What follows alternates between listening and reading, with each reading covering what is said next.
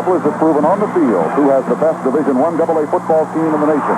The made believers of all the skeptics, as well as a national television audience, estimated at over 10 million. And as Coach Rudy Hubbard takes his victory ride, he ponders the meaning of the national championship. It's a feeling of joy and satisfaction for all the young men. And when I say young men, I include my coaching staff, and I know that I speak for everyone involved with the University of Florida A&M, and certainly that means from President Walter Smith and the people who represented us in the past, and all of our alumni who've rooted us on all during the year, and certainly our players and coaches who did a tremendous job.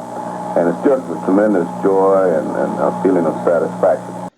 SWAC team going to play a FBS team, or any HBCU team, or any FCS team for that matter.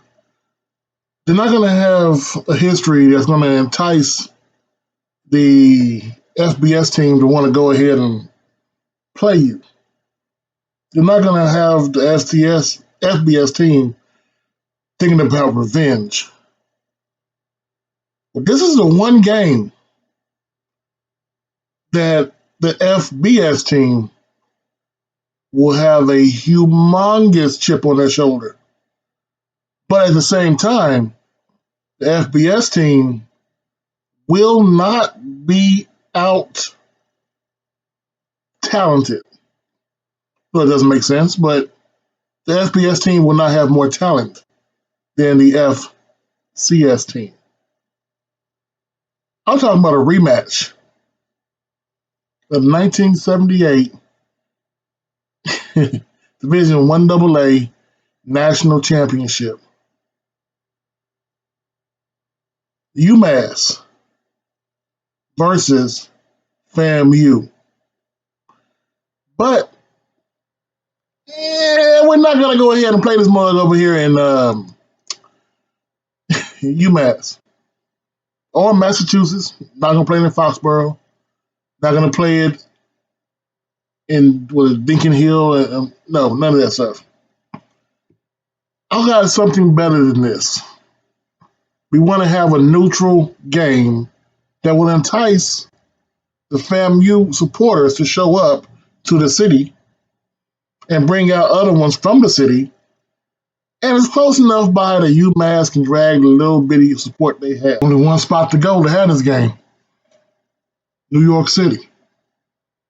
See, New York is one of those places where people come for vacation. People come to visit.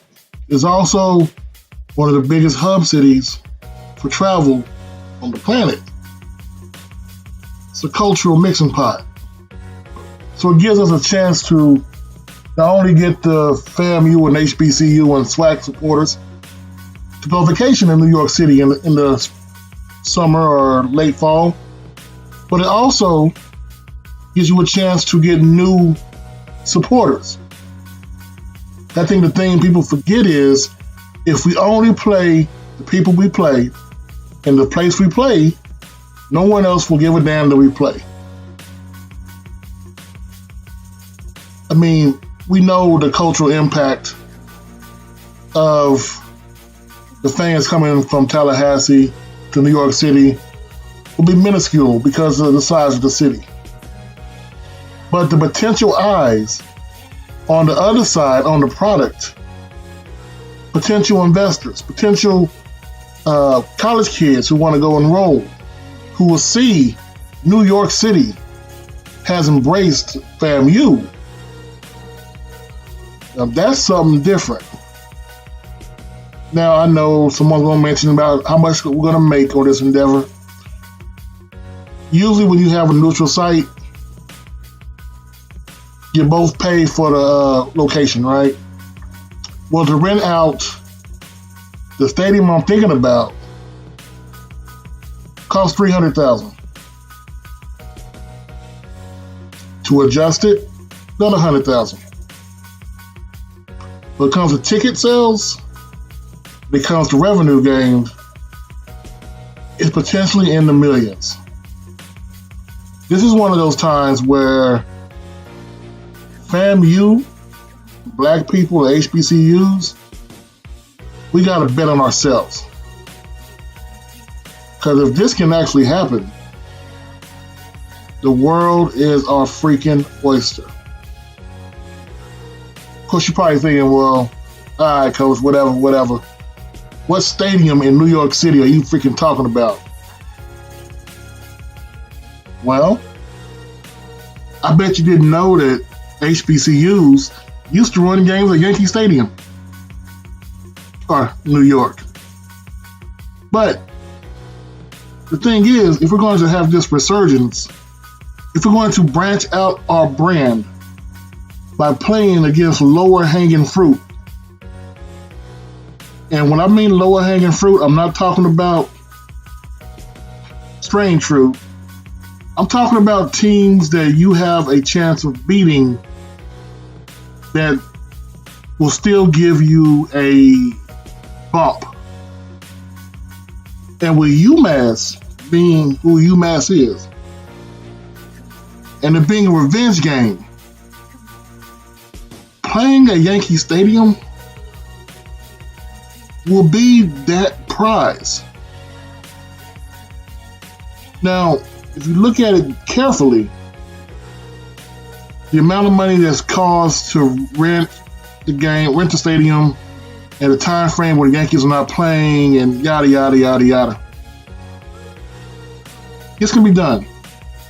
They have games there yearly, football games like high school, college, and if this is done, this is something that potentially, I believe the last time I saw the figures, Notre Dame played here against Boston College.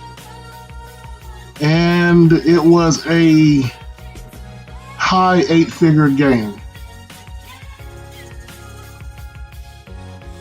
So if FAMU can generate the kind of buzz that we think they can, and UMass can bring this 9,000 that come to their games, that's potentially 27,000 people guaranteed in the stadium to hold 60 when it's configured. Why the hell not bring HBCUs back to New York City? Get on that big world stage. Show what you can do against a very undermanned, underdepleted UMass team.